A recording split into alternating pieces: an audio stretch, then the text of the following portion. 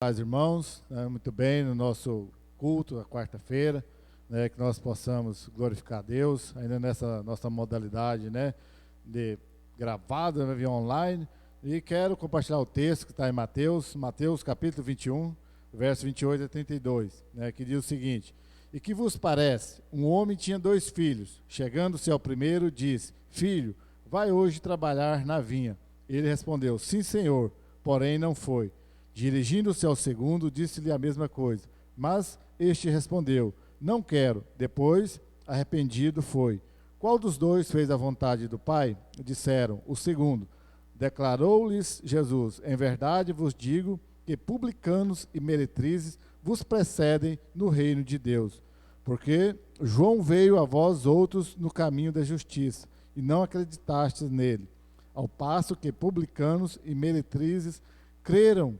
Vós, porém, mesmo vendo isto, não vos arrependestes, afinal, para acreditardes nele. Muito bem, né? Então, a parábola de Jesus Cristo, quando Jesus Cristo estava ali, os fariseus, né, estavam tentando pegar Jesus Cristo em alguma palavra, alguma atitude de Jesus Cristo, e Jesus Cristo falando suas parábolas, e falando ali diretamente essas parábolas para servirem, estava dirigindo-se a conversa aos fariseus. É lógico que nós usa hoje para nosso ensino, nosso aprendizado, para nossa vivência, essa experiência que eles viveram lá, que serve para nós. Mas foi dirigido, e hoje é lógico, né? Tem muitas pessoas que são igual aos fariseus, que vivem a vida igual a dos fariseus, aquela aparência de santo, aquela coisa, e que querem, às vezes, discutir, que querem, às vezes, tentar mostrar para Jesus Cristo que Jesus Cristo está errado, que eles é que estão certos. Então, o primeiro filho aí dessa parábola,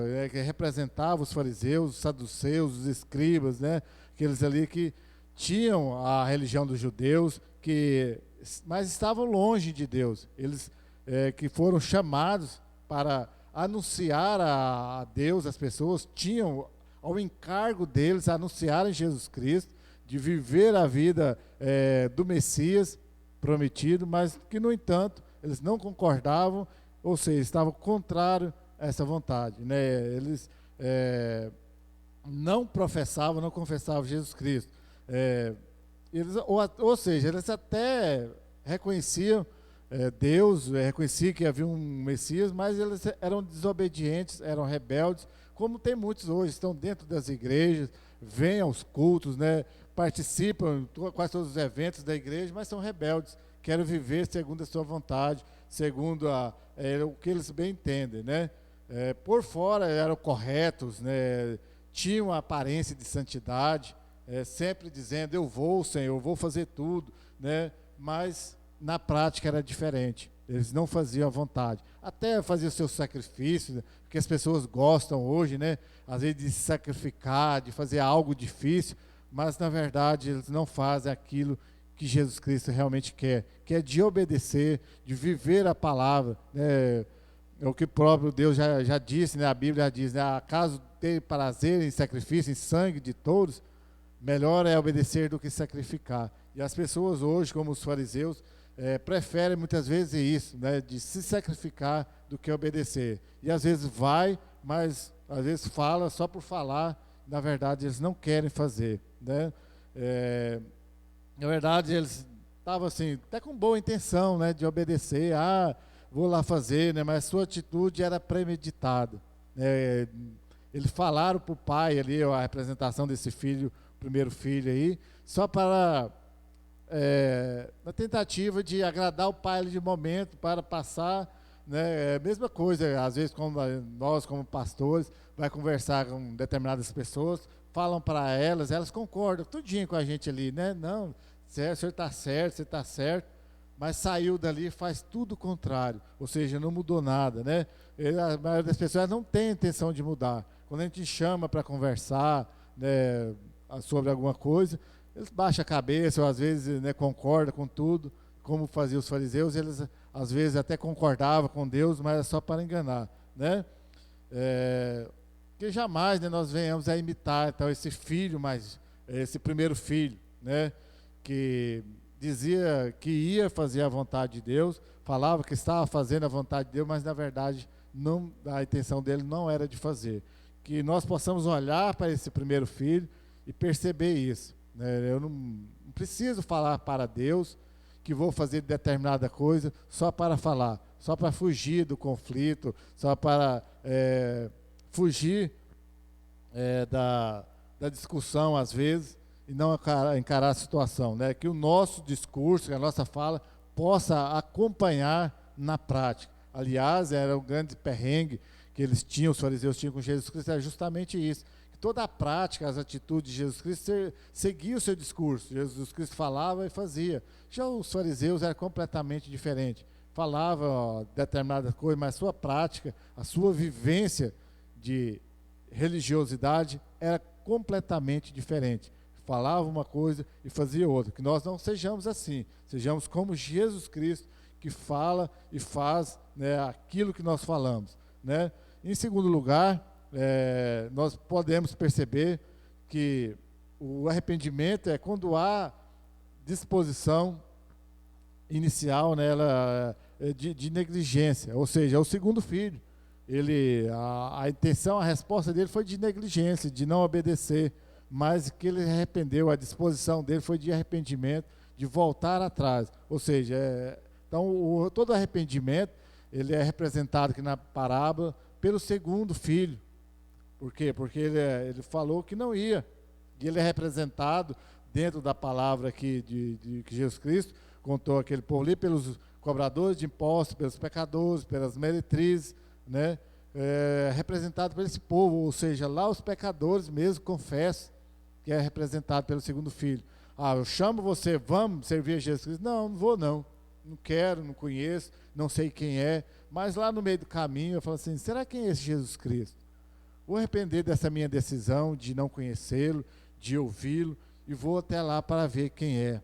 E aí tem muitos casos, né? Mateus, tem Zaqueu, tem Maria Madalena, tantos casos aí a gente vê na Bíblia, que a princípio, né, eram os piores pecadores, odiados pelos judeus, mas que, no entanto, depois se tornaram grandes nomes, até mesmo na Bíblia, aí, reconhecido até hoje, citado aí pelos escritores da Bíblia, inspirado pelo Espírito Santo, e chega até nós, que se arrependeram, né? Então, esses são os que professam, que às vezes eles não professavam Jesus Cristo, e nem a fé, nem a prática cristã. Os cobradores de impostos, como eu já disse, eram odiados. Eles não professavam Jesus Cristo, eles estavam deliberadamente, todo mundo conhecia ele como pessoas que queriam ficar ricas, pessoas que roubavam o povo, mas que no meio do caminho conheceram Jesus Cristo, arrependeram das suas más obras e se converteram a Jesus Cristo. Então, diferente do primeiro filho, né, o segundo, ele não temia a Deus. O primeiro era aquela falsa aparência de temente ao Pai, de temente a Deus, né, que fingiam. O segundo, ele não fingia, ele não fingiu, falou abertamente, não vou enganar, eu vou falar logo que não vou, pronto, que a minha vontade não é de ir. É incrível que, na comparação aí, o segundo filho, ele não é hipócrita. Em momento algum ele foi mentiroso. Não quero ir. Né? Não fingiu, não foi hipócrita como o primeiro. Mas o mais importante dele é que ele se arrependeu. Os atos dele não eram contraditórios. Tanto que ele não mentiu ao falar que ia só para enganar, como depois a sua conversão também foi sincera, né? Então, não é vergonhoso, diria assim, não estou fazendo apologia ao pecado, incentivando ninguém a pecar, mas a grande vergonha não é nem o pecado em si. A maior vergonha é o fingir que não peco, fingir que sou santo. Quando eu peco, aliás, a Bíblia já diz claramente que eu devo confessar, ou seja, tenho que ser sincero em dizer que eu sou pecador, para que eu possa arrepender e que eu possa vir até Jesus Cristo. E lógico, depois que eu vir até Jesus Cristo, aí ter uma vida mudada, evitar, lógico, o pecado. E esse segundo filho, aí se tornou um filho verdadeiro. Ou seja, ele era verdadeiro, é lógico, pecador, mas era verdadeiro em assumir o pecado. Só que ele se tornou mais verdadeiro ainda quando ele se arrepende. Assim, agora sim, agora eu estou sendo mais do que verdadeiro e obediente a meu pai, estou sendo obediente a Deus. É isso que nós devemos. Aliás, né, todos nós pecamos, ou fomos pecadores por natureza, mas agora somos filhos de Deus, né? Nós vivemos ou vivíamos em pecado e sabíamos disso, né? Não é que a pessoa não sabe. Como o segundo filho, ele sabia que não era certo, mas o difícil é assumir isso, que nós estamos errados. É difícil assumir que é um filho rebelde diante de Deus e voltar. Então, Deus trabalha no arrependimento. Mas a mensagem, né, sobre o pecado é sobre o arrependimento. Nenhum lugar na Bíblia você vai ver, na Bíblia, as mensagens que falam sobre o pecado que não vem seguida da forma ou do remédio, da cura para o pecado, que é o arrependimento. Ou seja, o arrependimento que vem até Jesus Cristo, que nos leva até Jesus Cristo. Como fez na parábola de Jesus Cristo, segundo filho. Quando ele se arrependeu, ele voltou e fez a vontade do Pai. Então é isso que nós precisamos fazer, né? Nos arrepender. Enquanto eu não arrepender dentro do meu coração, eu não vou dar conta de fazer a vontade de Deus. Aquele segundo filho, ele arrependeu e foi trabalhar na vinha. E quando eu me arrependo, eu estou pronto a trabalhar na obra, no reino, em prol do reino de Jesus Cristo. Pense sobre isso. Trabalhe no seu coração o arrependimento, não o sentimento de culpa, né? Eu já falei isso diversas vezes. Quem trabalha na culpa é o diabo. Ele quer te culpar, quer colocar no seu coração: ah, mas eu não dei conta de resolver isso, ah, mas eu pequei, o meu pecado é muito grande. Não, o diabo trabalha assim. Jesus Cristo trabalha no arrependimento, e quando nós conseguimos arrepender, a nossa atitude será diferente. Então, que a nossa disposição inicial seja do primeiro filho, de obedecer. Veja agora, né, fazer aí uma tração paralela entre os dois. A primeira disposição tem que ser a do primeiro filho, de obedecer. Mas a nossa atitude, a nossa prática, precisa ser do segundo, que é de arrependimento, de obediência, de servidão a Jesus Cristo.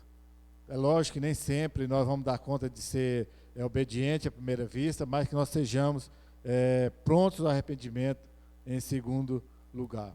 Então, que estejamos atentos ao caminho da justiça, não negligenciando a fé e nem ao arrependimento. O que nós precisamos aprender é sermos prontos a responder a pergunta de Jesus, que Jesus faz aos fariseus, de emitir aquele veredito que recaiu sobre eles mesmos. Não façamos como os fariseus. Eles emitiram, na resposta, quando Jesus Cristo perguntou a eles, eles já emitiram um veredito logo, né, de que ia recair sobre eles, que eles não davam conta, né, na sequência das parábolas ali, eles não deram conta de responder a pergunta de Jesus Cristo, se eles criam no batismo de João Batista. Por quê? Porque eles iam cair nas próprias palavras deles. No entanto, né, quando nós vimos no verso 30, deixa eu conferir qual o versículo aqui, né, para não falar besteira, senão vai falar uma besteira ainda. No verso 31, quando Jesus Cristo disse que as meretrizes, os cobradores de impostos iriam preceder eles, iriam entrar primeiro no reino de Deus, em momento algum, Jesus Cristo os excluiu do reino de Deus. Só falou que as meretrizes, os cobradores de impostos iriam à frente deles. Por quê? Porque creram primeiro, porque arrependeram primeiro, né? Não deixou de fora eles. No entanto, iria falar para eles que eles precisavam também se arrepender, que eles precisavam também reconhecer Jesus Cristo, né? E o incrível que pareça, muitos cobradores de impostos, muitas prostitutas foram à frente de Saulo, né? Saulo fazia parte dessa turma aí, de que valorizava as práticas religiosas, né? Incrivelmente, Paulo, né, também teve muitas prostitutas aí que precederam a Paulo no reino de Deus. É lógico que depois se transformou, né, no maior missionário, pregador, escreveu metade aí, ou mais da metade quase do Novo Testamento, mas teve muita gente aí, né, considerada rejeitada pela sociedade, que foi antes de Paulo ao reino de Deus.